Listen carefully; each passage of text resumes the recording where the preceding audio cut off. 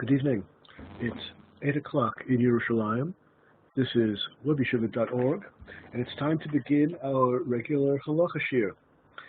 We're talking about gender in clothing, and what we learned last time in our previous shiur, well, we learned a lot of things, but the main point we learned last time was that what is a male garment and what is a female garment, which the other gender is not allowed to wear, what is male and what is female as far as dress is concerned, is determined according to what is the normal dress in that place and time. And this, of course, varies from time to time and place to place. In a society where the men are wearing dresses and the women are wearing trousers in such a society, then the dress is the male garment and the trousers are the female garment, and cross-dressing is prohibited. And as you probably know, that was largely the standard in not only Jewish communities, but all communities among the Jews and the non-Jews amongst whom they lived, from Morocco all the way to all the way through the Levantine area, and in Taimad, Yemen as well. If you look in drawings of traditional costume, whether it's Jewish or non-Jewish in those areas, or photographs when photography was developed where they were still living in pre-modern society, all the men are wearing dresses and all the women are wearing pantaloons or wearing trousers. Well, what is prohibited because it is the garment of the other gender depends upon place and time. This we learned last week. We also saw that there's no particular obligation of the Torah, no particular obligation of halacha, that men dress distinctively like men and women dress distinctively like women. There's no particular obligation that one's garments must declare what one's gender is. That's a complicated way of saying that unisex garments, depending upon what place and what time we're talking about, if in one specific society, at one specific time and place, there are unisex garments which could be worn equally, which are worn equally by men and women, nothing particularly male about it, nothing particularly female about it. Well, the unisex garment is permitted for both. The point was not that men have to dress in a way that gives the message that they are male, and women have to dress in a way that gives the message that they are female. That's not obligated. A neutral kind of dressing, neutral garments, if such exist in your place and time, that's fine. That's fine. The prohibition is cross-dressing without any obligation of dressing in a way that proclaims one's gender. That's what we saw last time. Today, we're going to begin speaking about specifically the issue of women wearing trousers in contemporary society, in contemporary Western society, including Israel. And remember, as we saw also last week, all the great rabbis through the generations, of course, have been and are men.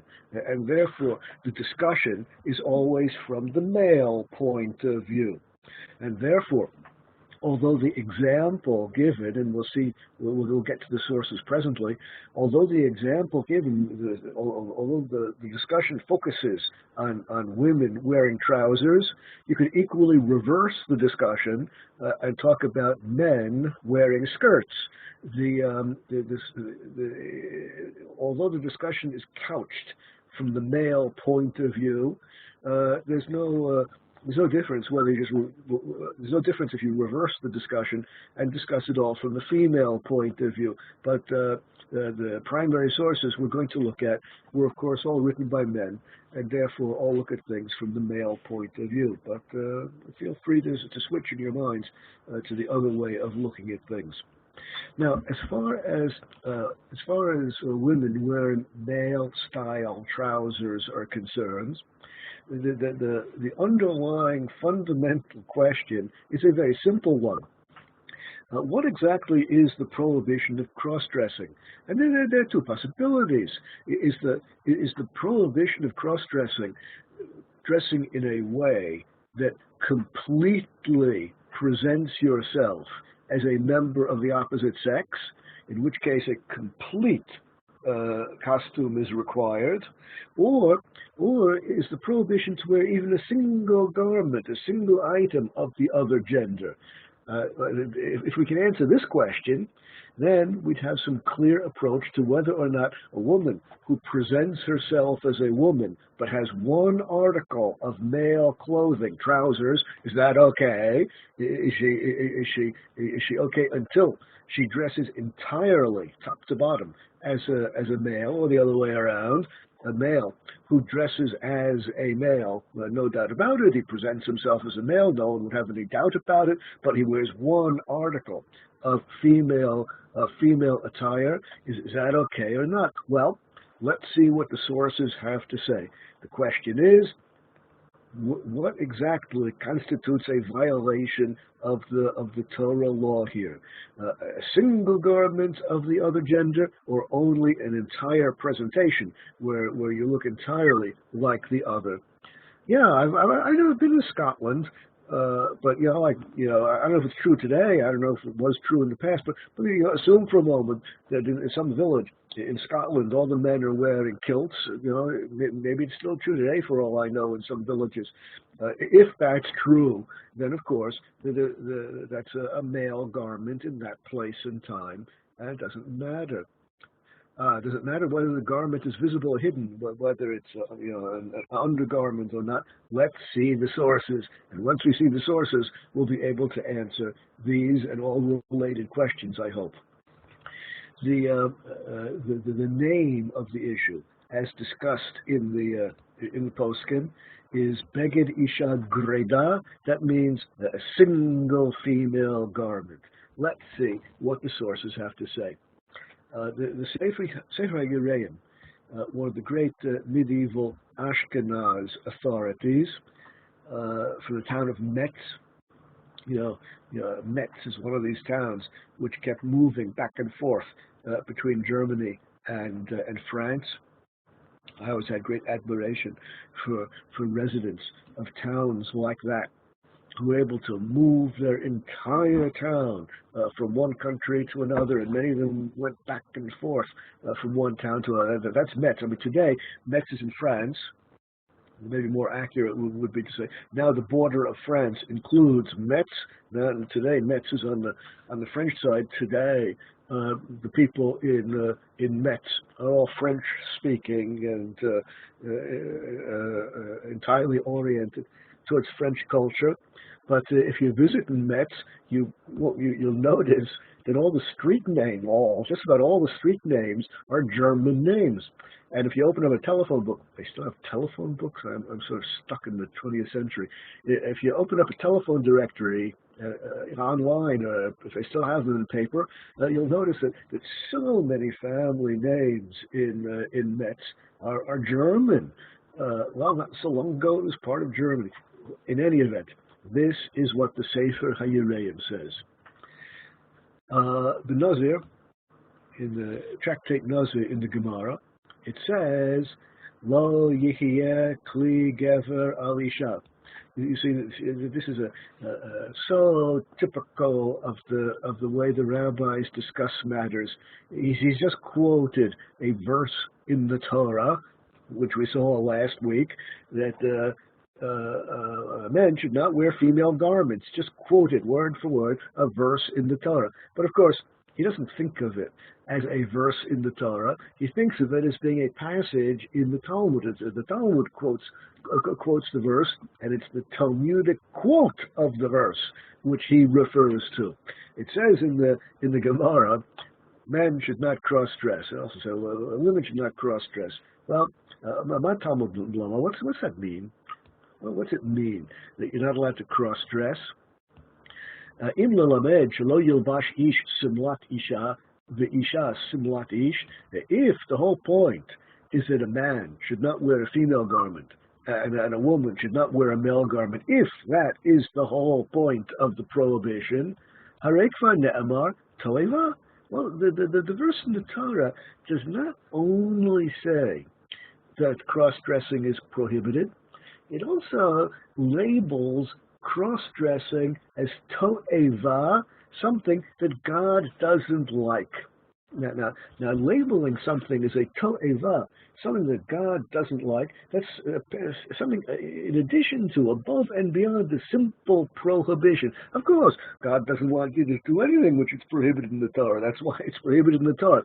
But some prohibitions in the Torah have an added dimension to them. Not only does God not want you to do these things, not only are these prohibitions, but God is very unhappy with certain things. Cross-dressing is in the category of things that God is very unhappy with. Now, what's to be unhappy about? What is it about cross-dressing that makes God so unhappy? What is the problem with this whole issue? The whole problem underlying the prohibition of cross-dressing is not simply wearing a garment of the other gender. That's not what's so terrible. What makes it so terrible is wearing a garment of the other gender. V'yelech v'yeshev ben hanashim. If the man wears a female garment, he doesn't only wear a female garment. He also goes and sits among the women. He sits on the women's side of the mechitza in the synagogue. The isha, simulat ish, or a woman who puts on a male-style garment by itself, that's not so bad. What makes it very bad is telech teshev ben ha'anashim. She puts on a male garment and goes and sits among the men on the men's side of the mechitza. Now remember, this was written in medieval France, medieval Germany, Metz, when of course there was very strict segregation between the men and the women, not only in the synagogue and in a society where there's strict segregation between men and women. It's the physical mixing of the genders which results from the cross-dressing, that's the prohibition. Men wear kilts, which are not skirts. I really know very little about it, but I'm sure that anyone with a sense of style, well, you can see how stylishly I am dressed. I don't really have much of a sense of style. I'm willing to accept there's a big difference about it. So you wonder on chat whether the whole problem is in public or also in private cross-dressing or public cross-dressing. Well, here, according to the source we have on the screen now, it's perfectly obvious that what's bad about cross-dressing is that it leads to a visible mixing of the sexes. The woman sits among the men, the man sits among the women. That's the problem. It's obviously a public matter. Obviously a public matter. And of course, it's insufficient. In order to be guilty here, it's insufficient to wear a single garment of the other gender, the male, who puts on a single garment of women. He's dressed as a man, head to foot, with one exception. He puts on a necklace. Well, just putting on a female-style necklace is not going to fool anyone. He's not going to be accepted on the women's side of the mechitza. The women are not going to let him sit amongst them. Just putting on a necklace doesn't do it. He has to dress in a way that he really presents himself as a woman and blends in with the women. Then they will accept him thinking that he is a woman, or the other way around. The woman dresses in a way that she presents entirely as a man, and the men incorrectly think that this is a man, and this woman is then invited in male society. It's the mixing of the genders which is the real problem. Correct. It's a problem in public and not in private, because it's not the wearing of the garment that is the problem. It's the presentation of oneself as a member of the opposite sex, leading to being accepted in public as a member of the opposite sex. And what's so bad about that? What's so bad about that is that leads to licentiousness. Well, everyone knows enough about life in the Middle Ages to know that, of course, the only males who would be allowed in the female harem are males who've been castrated, so there's no possibility of hanky-panky. Of course, just the physical mixing of the genders. That was what they were afraid would lead to hanky-panky. Yes, in private, if you're with the servants or with household staff, there again, a woman presenting as a man among the male household staff, or the other way around, that, according to Sefer Yereim, is a problem. So what do we see? According to at least one source we have on the screen today, according to the Sefer HaYereim, and he was a heavyweight.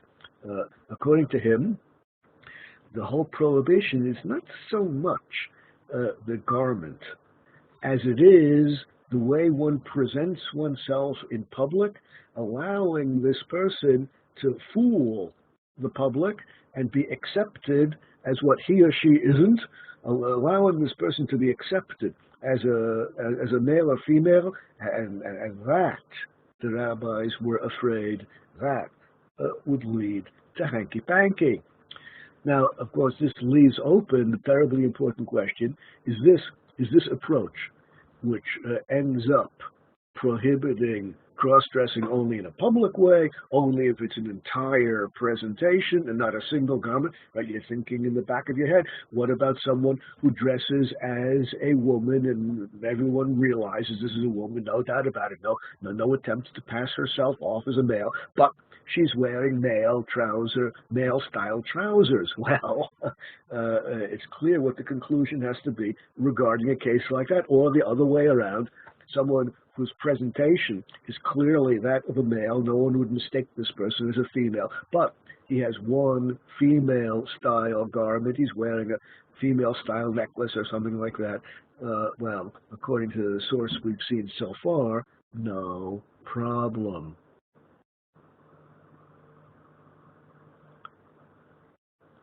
Yeah. Well, many of these questions that we're getting on chat have simple, straightforward answers according to what we have learned so far. Correct.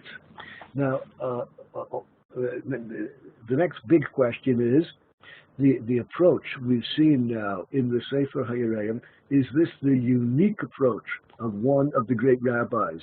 But other rabbis disagree.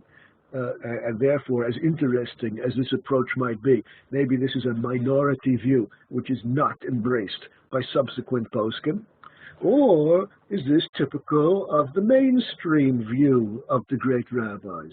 Well, let's see what other great rabbis have to say about exactly this question, and the reason we're looking at the opinions of others is to see whether or not this approach, which limits the whole problem to public presentation of oneself as a member of the opposite sex, is this mainstream approach, or we're going to see this echoed in the writings of other great rabbis, or are we going to discover that this is a das yachid, the unique opinion, maverick opinion of one rabbi?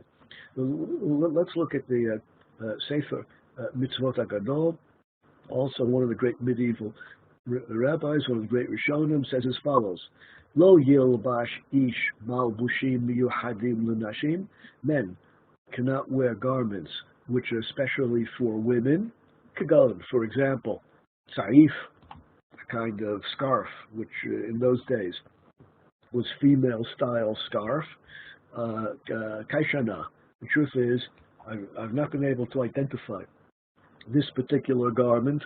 You know, I spent some time in the fine art section of the National Library here in Yerushalayim, looking through illustrated book after illustrated book about the history of costume in the Middle Ages.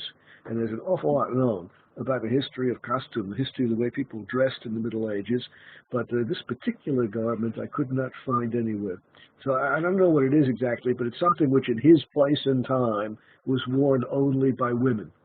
Hayat Sable or anything similar to that, namely cross-dressing in a way that you're wearing a garment of the other gender, lashevet, in order to sit, ben hanashim, in order to sit amongst the other gender, in order to join them in a social gathering, in a public gathering, limni'uf, for the purpose of adultery.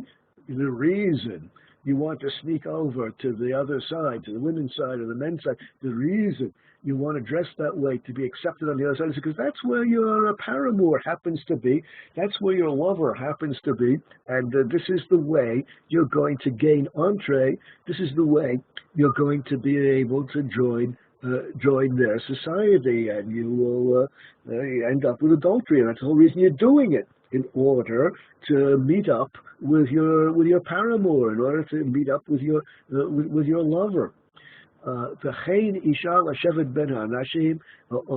Everything works equally in the other direction. Doesn't matter whether we're talking about men going to the women or women going to the men. Doesn't matter whether she's going to her male lover for the purpose of adultery or he's going to his female lover for the purpose of adultery. That's the prohibition.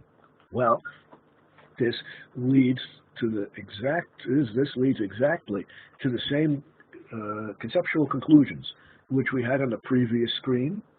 Namely, the prohibition has to do with presenting oneself in a way that you are totally viewed as a member of the opposite sex, so that you will be socially accepted as one of them, and then you'll be able to closet yourself. You'll be able to go off with the person you want to commit adultery with.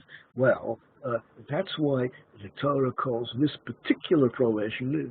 This is why this particular prohibition is among the list of prohibitions which the Torah calls to'eva, something which God really doesn't like a lot, because it's something that people do in order to be able to commit adultery, and that's bad.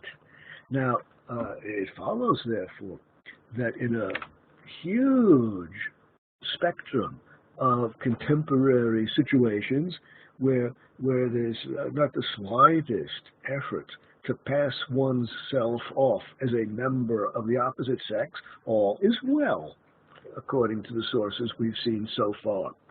On the other hand, I suppose, well, I know for a fact, there are cases where people cross-dress because they want to be taken publicly, they want to be viewed publicly, they want to be considered publicly as a member of the opposite sex. Oh, when that happens, now we're in trouble. Now we have a prohibition. Now we have a violation according to these sources.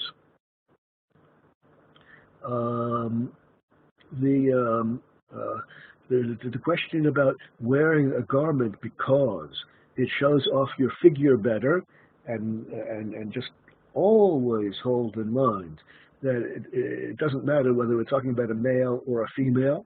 If the reason you're doing it is in order to be more sexually alluring, more sexually attractive, if the reason you're wearing the garment is because you want people to focus their sexual attention upon you, that is a violation of immodesty. It doesn't matter whether it's a male or a female.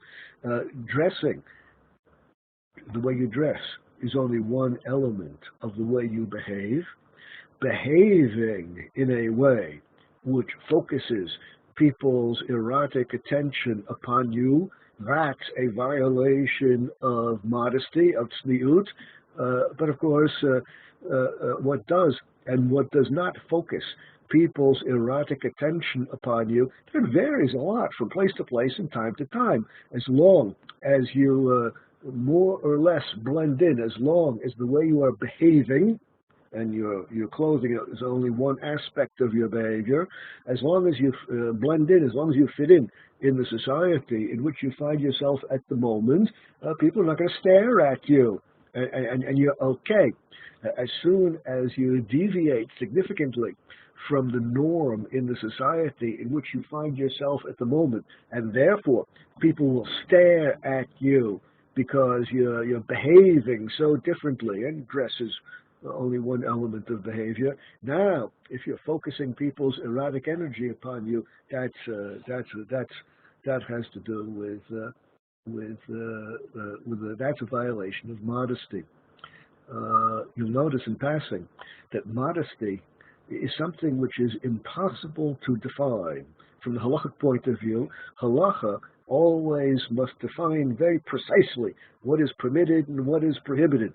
There's no way to define precisely, well, this color garment is okay, that color garment is prohibited, this style garment is permitted, this style garment is prohibited. It's impossible to have precise definitions like this regarding modesty, because modesty all depends upon what is typical, what is normal, what is accepted in society in which you find yourself at the moment.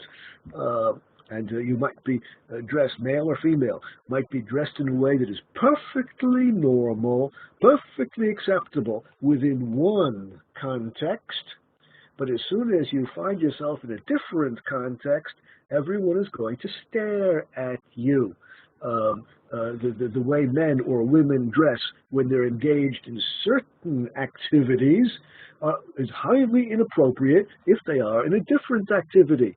The woman who has a beautiful evening gown, the man who is perfectly turned out in a tuxedo, will blend in very well at an affair where that's the way they dress.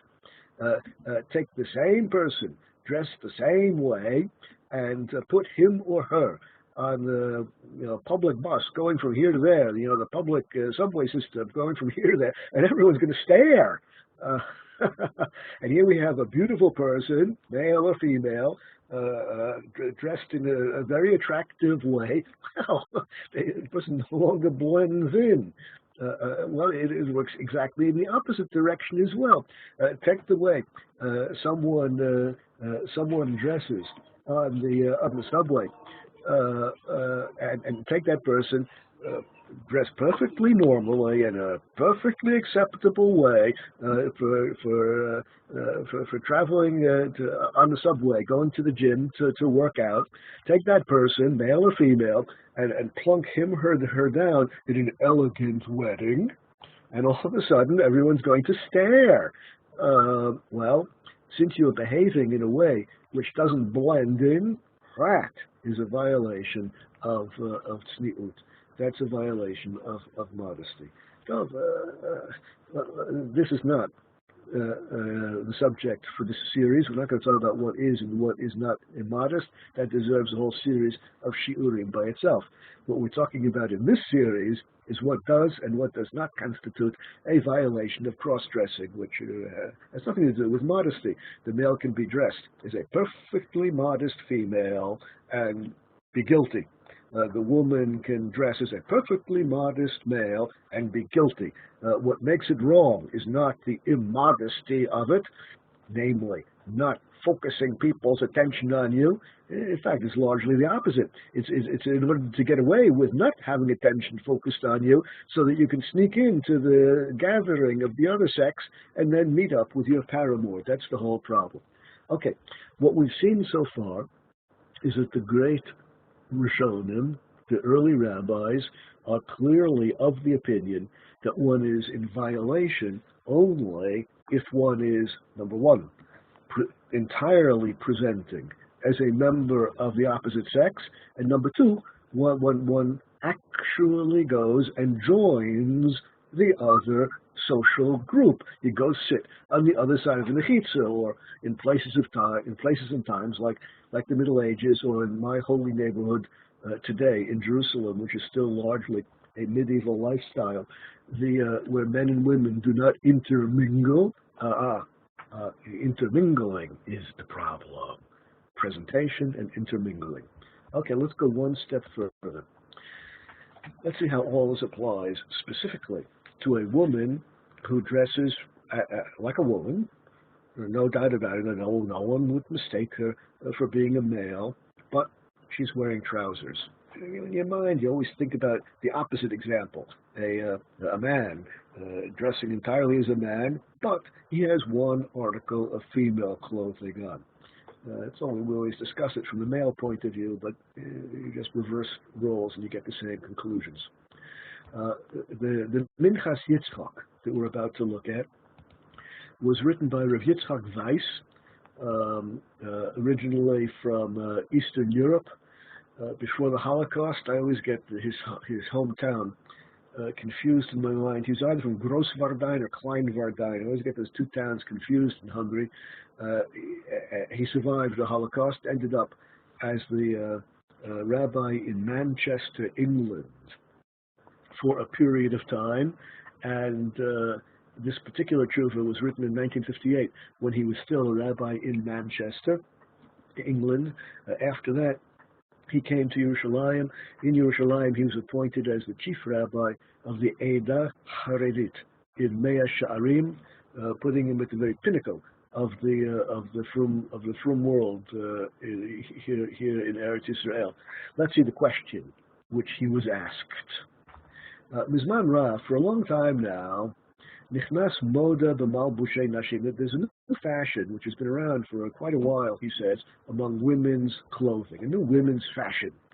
B'Shem, and this fashion is called slacks.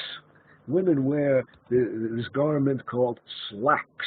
That's back then, this is written back in 1958. Right? In 1958, that was a new style, a new fashion style for women. They're not exactly the same as men's trousers, but it's in the general family. They're similar to men's trousers. No one would mistake female fashion slacks for a male garment, but it's the same family, certain general similarity to it. Some characteristics are similar. I think everyone knows what it is we're talking about. If not, I'm sure Professor Google will be happy to provide you with images. אבל יש חילוק באותם שנעשו במיוחד בנשים שהם בכמה צבעים וכדומה. The slacks, which are made for women's fashions, are in certain colors which men don't typically wear, and certain style elements which are not typical of male garments. It's a female garment, but it's a kind of trouser. Men, in general, would not be caught dead in public wearing this kind of garment.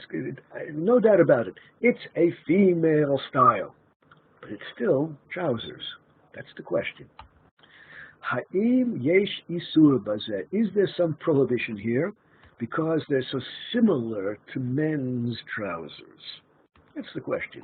Is the similarity to men's trousers enough to say women are blocked from wearing slacks? Or maybe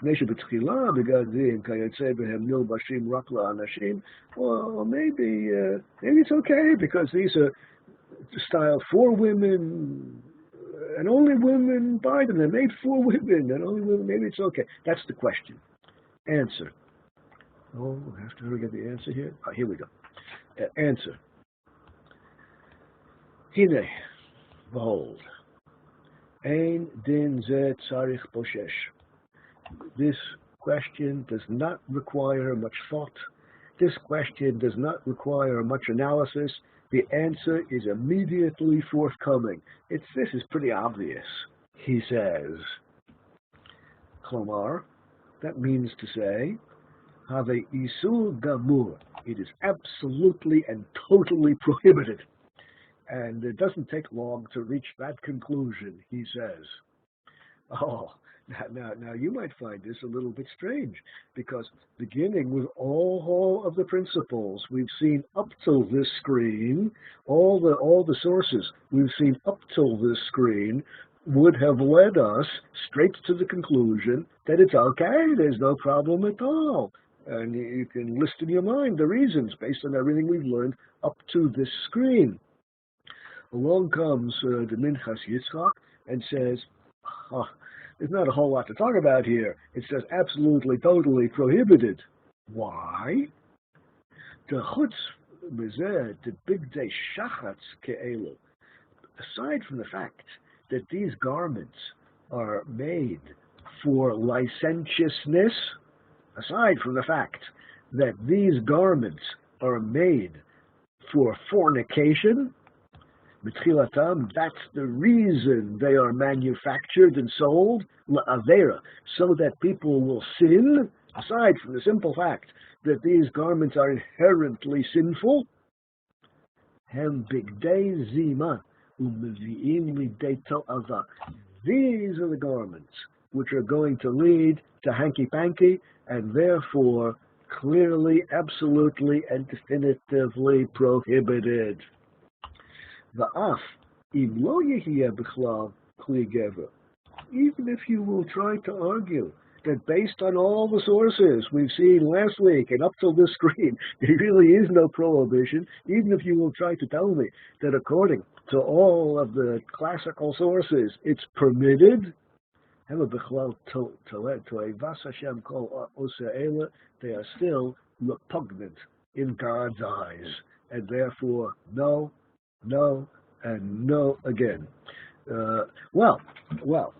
He's made his position quite clear, and his position is, don't try to prove to me that according to the halachic sources it's permitted, because these are repugnant in God's eyes. The only reason they are manufactured, the only reason people buy them, the only reason people wear them is for licentiousness, so that they will be able to sin more easily. So of course they are prohibited. You think that's not all. There's more to this. I mean, there's more problem. You thought that was bad. There are more problems here. Be'emet hema bichlal kli gever mamish. Furthermore, aside from the fact that they're just bad, aside from that, they do technically fall into the definition of cross-dressing. Oh, now we're beginning to wonder, how's he going to do this? Based on everything we understood up till now, these garments do not fit into the prohibition of cross-dressing, and now he's going to show us that somehow they do. How's he going to do this? Well, he explains why. Adayin shem michnasim alehem. They are called trousers. People use the word michnasayim. People use the word trousers to describe these garments. And therefore, since people call them trousers, since that's what people call them, that's enough to give them the halachic status of trousers, and therefore prohibited. The halacha depends on how people relate to this kind of garment, and how you determine how people relate to it. Ask, what do they call it? What do they call it? Well, if they call it a men's garment, then women are not allowed to wear it, or the other way around. Hagam shehem mishunim kitzad. It's true that the styling is a little different. It's true that they're cut differently. It's true the colors are different. It's true there's a different style. That's true. Makom, nonetheless, shmam alehem.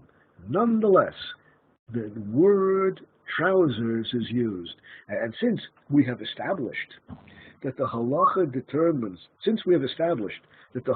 depends upon how people relate to this particular garment in any place and time, how are we going to determine how people relate to it? Ask what word they use to describe it.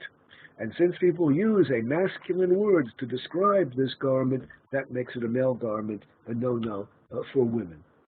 Now, all this is very interesting, but right. The article, you're correct in chat. I'm pretty sure you're right in chat that the article of clothing which men wore, people would not call slacks. I'm pretty sure that's true. Nonetheless, he says what he says. Now, of course, all these ideas are very interesting, but need some kind of backup. It's not enough just to say it. You need some backup for these ideas. And here comes his backup. Here comes his support. He quotes an earlier tshuva of the Avnei Tzedek, which says as follows: Aval ma she'na'aseh chadashot, the new style which is developed, now this is back in the 19th century, the new style which is developed nowadays ba'aretz, in our country, I'm writing this in Poland, the new style which is developed nowadays, 19th century, she'holchim ezen nashim, several women are walking, and you know, if you're familiar with rabbinic literature, I in a previous Gilgul of mine, I used to be a Hebrew teacher, and since for many years I worked as a Hebrew teacher, it's difficult for me to restrain myself and hold myself back when someone makes a grammatical error in speaking Hebrew. I always want to correct them. Like if I'm reading something and there's a grammatical error, I always want to get out my red pen and correct it.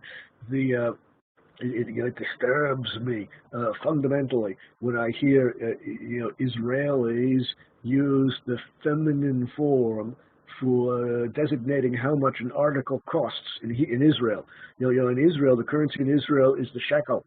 The shekel is masculine. Every word in Hebrew is designated either male or female, masculine or feminine. Every word in Hebrew is gendered. The gender of the word shekel, the Israeli national currency, is masculine. And therefore, something which costs 10 shekels, 10 Israeli shekels, you ask the salesperson, how much does this cost? When the salesperson answers me, 10 shkalim, I want to say, no, you mean 10 shkalim, 10 shkalim. It's masculine.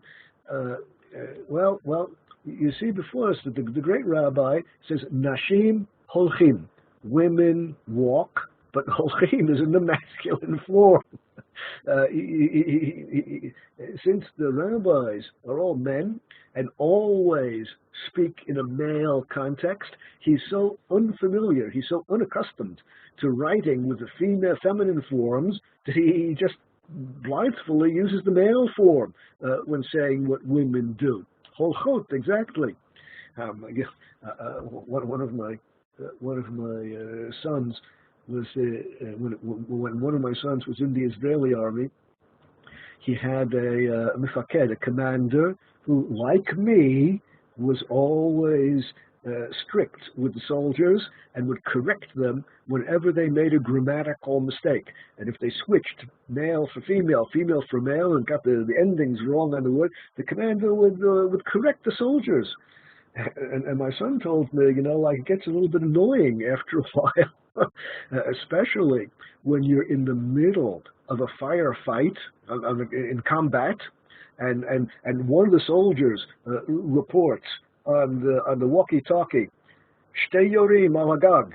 There are two shooters on the roof, and the commander breaks in and says, "Shnei yorim, not shtei, feminine, shnei, masculine." Well,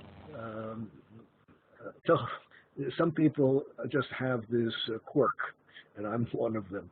In any event, back then in the 19th century, the style developed, the malbusha nikra kova, that women started wearing the garment called kova, in Yiddish, kapelish. That's what we call a hat, a fedora. People don't wear hats so much anymore. You don't know what a fedora is? Professor Google will give you images of what a fedora is. Look in old photographs or old films of any American president, at some official event, at the inauguration or whatever, you see all the men are wearing fedoras. When I was a boy, no man, Jewish, non-Jewish, doesn't matter, Torah observant, not Torah observant, doesn't matter, no man would leave the house to go to work without a fedora on his head. It was a male garment. No, that would be yorot. Female sniper would be a yorah. These were yorim. Every word in Hebrew is gendered. You know, the speakers of English are accustomed to the English language, which has vanishingly few gender-determined words. People who speak English, a language with vanishingly few gender-determined words, feel quite free to speak about gender-free language. Freeing the English language of its gender-determined words is not a big deal. There are not so many words that are gender-determined in the English language. In other world languages, French, for example, every noun in the language is determined as either masculine or feminine. Every adjective in the language is male or feminine. You say, he is French, she is French. That adjective French is different whether it's a male or female. A man is français. A woman is française. Français, française. And you can't switch them in French. In French, every noun and every adjective is gender determined, and it's just unimaginable that the language can somehow be changed in order to make everything neutral. You have to just toss out the whole language and start all over again. In English, it's relatively easy for an English writer, an author, to write a mystery story in which the murderer in the mystery story, at the end of the story, the big surprise at the end of the story is the murderer turns out to be a woman. Like the author carefully planted misdirection throughout the whole story, leading the reader to suspect different men as being the murderer. Big surprise at the end of the story, it turns out to be a woman, or the other way around. That's easy enough to do in English, because murderer, the word murderess is not used so much anymore, is it? The word murderer does duty for both male and female. But in French, it's impossible to spring a surprise like that at the end of the story, because in French, you can't refer to a male murderer throughout the story and then at the end say, well, I really meant female, or the other way around. It's just not allowed. Well, French, every noun, every adjective is gender determined. Hebrew is even more gender loaded. Hebrew, not only nouns and adjectives are gendered, but verbs are also. In Hebrew, a man says, ani kotev, I am writing. A woman says, ani kotevet, I am writing. Spelled differently, sounds different. In Hebrew, when speaking to a man, you say, ata katavta, you did write. Speaking to a woman, you say, at katavt, you did write. Katavta, katavt. Well, they happen to be spelled the same, but pronounced differently.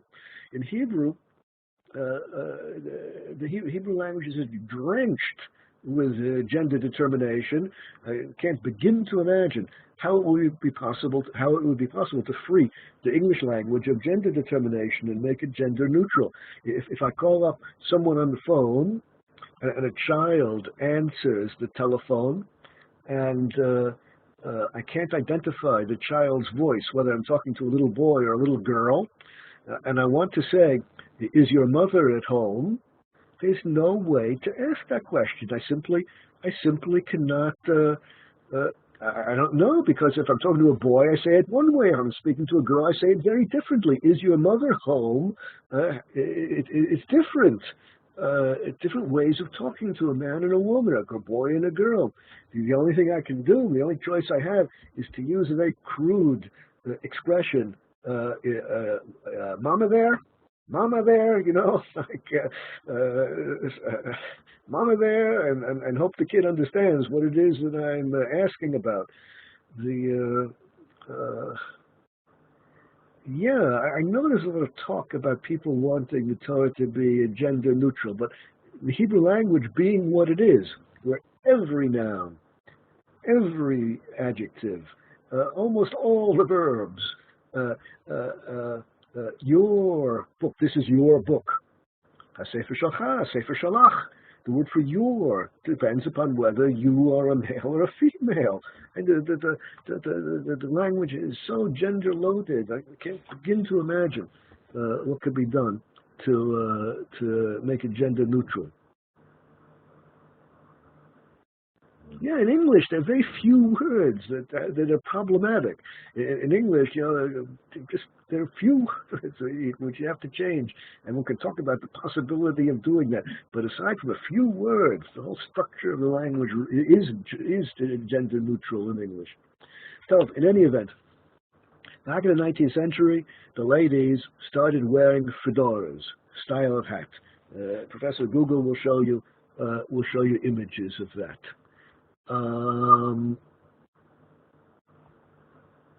Beged Mikra Menarok. Also, women started wearing Menarok. That's what we would call a suit, a man's suit, like a three-piece suit. Women started wearing Menarok, male-style suits. Nireh le'einayim. We see with our own eyes. We see with our own eyes that the only reason the women are wearing that style hat, the only reason the women are wearing a man's style three-piece suit is in order to pass themselves off as a male. Even though it's true that there's some differences in the styling of the female suit, it's cut differently. The shape of the woman's body is different, and the seamstress cut the fabric differently to fit the shape of a female body. And it is true that the men's garment closes with the left side over the right side, then the button, and the women's garment buttons exactly the other way, the right side over the left side. It's true that there are a lot of minor differences which the seamstress and the tailor, the tailor knows exactly how to make a male-style jacket and how to make a female-style jacket. It's true there are differences. Makom, nonetheless, shmo alav. Nonetheless, in our society, back in 19th century Poland, in our society, the name of the garment is the other gender's name. It's called a man's suit, a man's style suit. That's what they call it, even though women are wearing it. And even though there are differences, of course, it's cut in a way that would be inappropriate for the shape of a male body. It's designed in a way which is typical of female garments. Nonetheless, it's called a male garment, and that's enough to prohibit it. Therefore, it's very ugly in God's eyes, near the Asr, and has to be prohibited.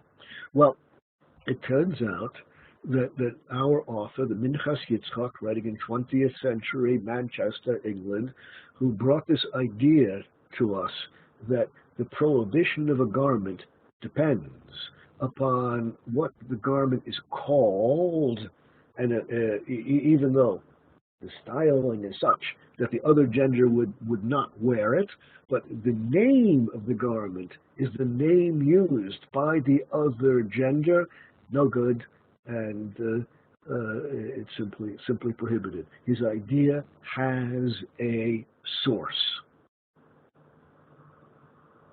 Yes, of course. Business women, lawyers, female lawyers appearing before the judge, or business women with their clients and so forth, of course, might wear a suit because it gives them a greater sense of authority, a greater sense of importance. Of course, the way one dresses, the style one dresses, is terribly important in so many areas. Whether it's appearing before the court as a lawyer or in business, of course, it's so important. But that women's suit has been cut, has been designed by a seamstress, a dress designer, in a shape and form which is simply inappropriate for men. There is no suit. There is no section in the department store. They still have department stores. There is no online offering of suits, which are the same suit is good for men and women. They're styled differently, but the name is the same. And since the name is the same, no good. Men wear socks. Women wear hosiery. As long as you have different names for it, that's okay. But if a woman would wear something which is called socks, or if a man would wear something which is called hosiery, then we're in trouble. Okay, that's the stockings, hosiery stockings. That's the problem according to the Minchas Yitzchak, and he has this source which he brings from the 19th century. Let's go one step further. You further asked whether there's a prohibition at home, in private, when no one sees you. Yeah, according to him, women cannot wear socks. That would be the obvious conclusion. And just as men cannot wear stockings. It's the obvious conclusion. It depends upon what people call it. What about in private at home? If the woman is at home wearing the male style, if there are other household members present, like it's sort of like private, but there are other members of the household present. If there are other people present, you're not totally alone. Pshita da'asa, it's of course prohibited, no different than being in the marketplace. The presence of other people means you have the status of being in public. What's the difference? Whether there are 3 people present or 100 people present. You're in the presence of others, and you have to dress properly. But even if you are in private, there's no one else in the house.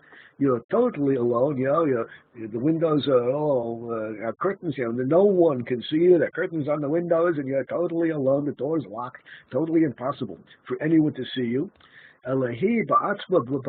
She's totally alone in the house. She's still guilty of cross-dressing, even though no one can see her. Even though no one can see her, the prohibition applies even if no one can see. Well, our author is quite strict about the whole matter. B'davar,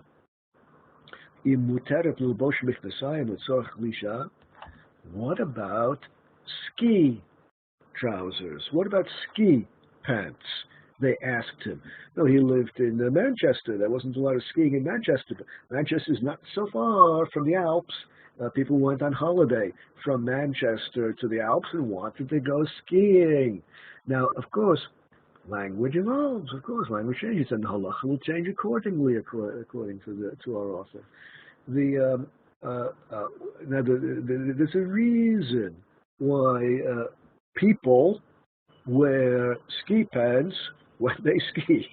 There's a reason for that. It protects them against the elements. If you fall from the skis into the snow, they protect you, and they protect you from vision if you fall over. So it's more modest, and you don't end up freezing in the snow so much. There are reasons why people dress this way. And last week we saw all the sources that said if you're cross-dressing in order to protect yourself against the elements, everyone sees that the reason you're dressing the way you're dressing is because it's raining and you need a raincoat, and you happen to have a male style or a female style raincoat. Everyone sees that you're dressing the way you're dressing because you want to protect yourself against the elements. And it would seem that ski trousers, ski pants, fall in exactly the same category. Kasher liglosh below michnesayim. It's not so easy to ski with a skirt on. There are other activities which you make a whole long list of activities in your mind where the activity is not so easy. With a skirt, wearing trousers is what you do. Horseback riding, whatever. There are plenty of examples. Tipol, and if you fall from the skis. Now, there's obvious advantages to pants on the ski slopes if you fall. Well, that's clear. Well, what about this? I'm not going to talk about skiing, he says. Women should not ski. There should be no women on the ski slopes. That's not a place for women to be. And since women shouldn't be there, there's no reason to discuss the question of whether or not they can wear ski pants. They just shouldn't engage in that activity at all. Okay, what we've seen up to this point are two approaches. Number one, we've seen an approach rooted in the sources we saw up to the Minchas Yitzchak, and now in the Minchas Yitzchak, we've seen an approach which is diametrically opposed, leading to very different conclusions. We're left with these two approaches, and next week, in Yirtzeh Hashem, we'll see what we can do to resolve these issues. Until then, I wish you a good week and eventually a Shabbat Shalom, and look forward to seeing you all again 1 week from tonight. Until then, Shalom Shalom.